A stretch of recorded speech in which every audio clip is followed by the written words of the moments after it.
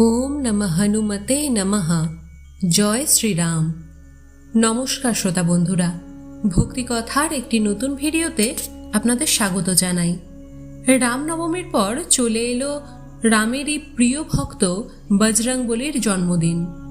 চৈত্র মাসের পূর্ণিমা তিথিতে পালিত হয় হনুমান জয়ন্তী। এই বছর অর্থাৎ 2026 সালে কবে পালিত হচ্ছে এই তিথি তা নিয়ে একটু বিভ্রান্তি আছে। 1 এপ্রিল বুধবার নাকি 2 এপ্রিল বৃহস্পতিবার? আজ এই ভিডিওতে আমরা জানব কবে পূর্ণিমা তিথি পড়ছে এবং কবে পালিত হচ্ছে হনুমান জয়ন্তী। আর জানব পুজোর সঠিক নিয়ম এবং মহিলারা কি হনুমানজির পুজো করতে পারবেন। এছাড়া জানব হনুমানজির জন্মের একটি ছোট কাহিনী। তাই ভিডিওটির সাথে শেষ পর্যন্ত থাকুন। আশা করি ভিডিওটি আপনাদের প্রিয়তা লাভ করবে। হনুমানজি ছিলেন রামচন্দ্রের একনিষ্ঠ সেবক। বজরংবলী আর আরেক নাম সংকটমোচন। ভক্তি ভরে তাঁর উপাসনা করলে নানা সমস্যা থেকে মুক্তি পাওয়া সম্ভব। এরই সাথে আত্মবিশ্বাস ও সাহসও বৃদ্ধি পায়। সনাতন ধর্মে প্রতিটি পূর্ণিমারই বিশেষ আধ্যাত্মিক তাৎপর্য আছে, কিন্তু চৈত্র মাসের পূর্ণিমাকে ভীষণ পবিত্র বলে মনে করা হয়। এই দিনটি শুধু আত্মশুদ্ধি ও আধ্যাত্মিক সাধনারই সুযোগ দেয় না, ঐশ্বরিক আশীর্বাদও লাভ করা যায়। এই দিনে চন্দ্র যে 16টি রূপে পূর্ণ হয়ে আকাশে কিরণ ছড়ায়, তার মন, আবেগ ও চেতনার ভারসাম্যের প্রতীক। এই চৈত্র পূর্ণিমা তিথি ভগবান বিষ্ণু ও হনুমানের পূজার জন্য একটি বিশেষ তিথি বলে বিবেচিত হয়। ধর্মীয় বিশ্বাস অনুযায়ী হনুমানজি এই দিনেই আবির্ভূত হয়েছিলেন।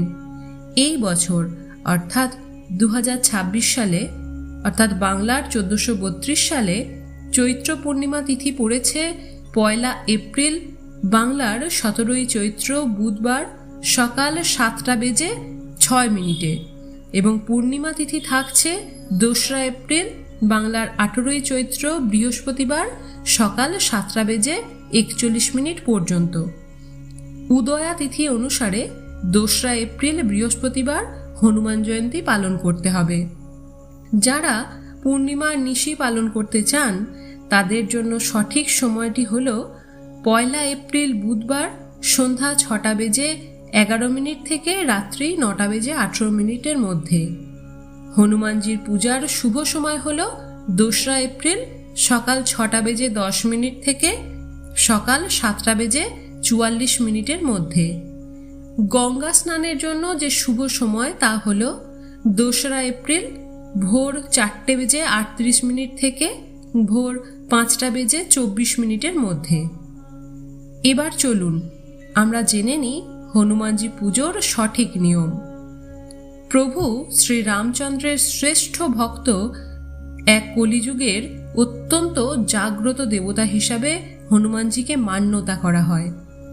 ভক্তকে অত্যন্ত দ্রুত তিনি সংকট থেকে উদ্ধার করেন। বলা হয় তিনি 7 চিরঞ্জীবীর একজন। নিয়মিত তার আরাধনা করলে আমাদের জীবনযাপন আরও সুখের হয় বলে মনে করা হয়। এই দিন ভোরবেলা ঘুম থেকে উঠে কোনো পবিত্র নদী বা জলাশয়ে স্নান করুন। যদি তা সম্ভব না হয় তাহলে বাড়িতে পরিষ্কার জলে সামান্য গঙ্গা জল মিশিয়ে স্নান করুন। তাতেও গঙ্গা স্নানের সমান পুণ্য লাভ হয়। স্নানের পর পরিষ্কার পোশাক পরে একটি তামার পাত্রে জল নিয়ে ও সিঁদুর দিয়ে সূর্যদেবকে অর্ঘ্য প্রদান করুন। এরপর ঠাকুর ঘর ভালো করে পরিষ্কার করে ভগবান শ্রী লক্ষ্মীনারায়ণ ও বজরংবলীকে প্রণাম করুন।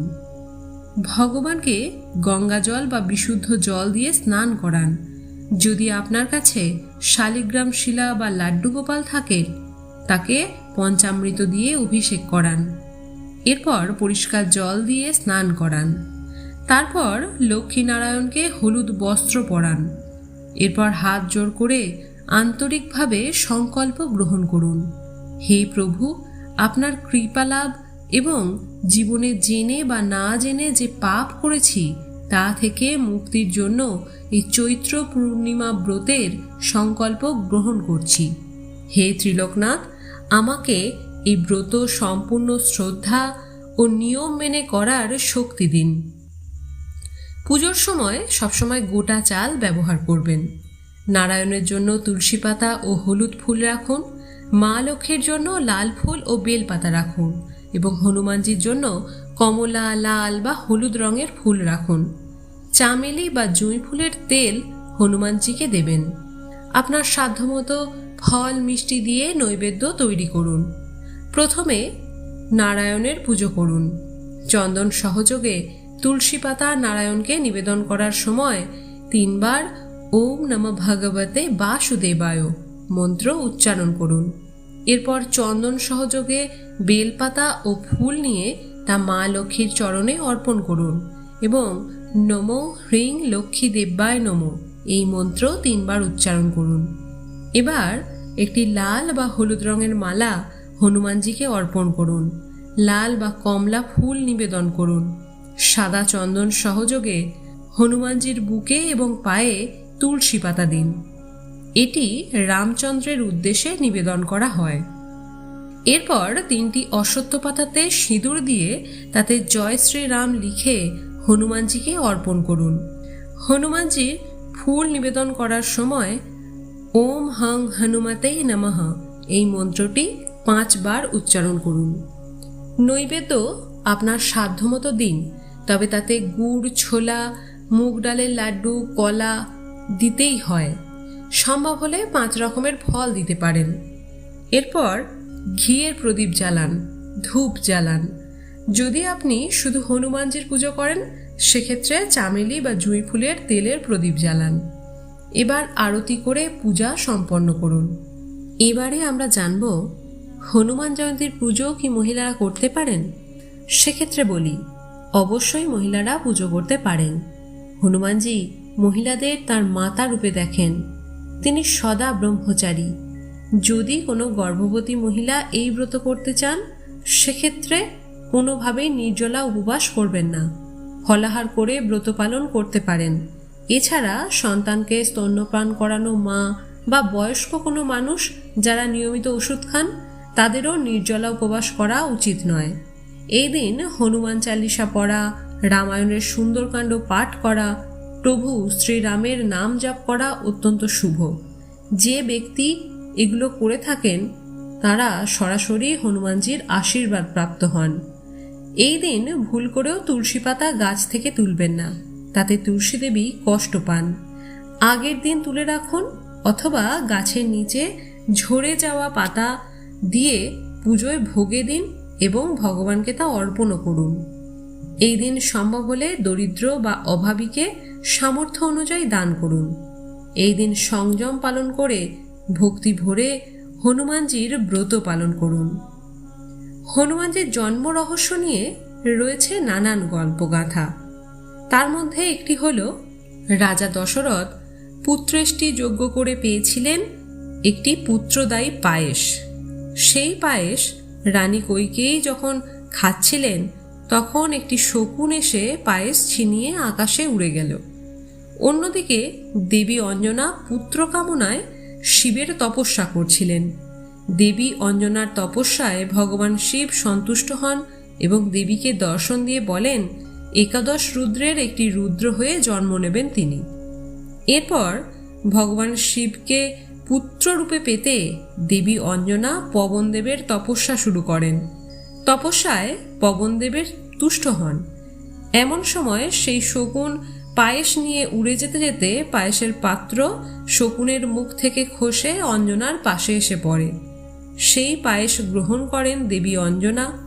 পুত্রেষ্টি যজ্ঞের উৎপন্ন পায়েস ভক্ষণ করে দেবী গর্ভবতী হন।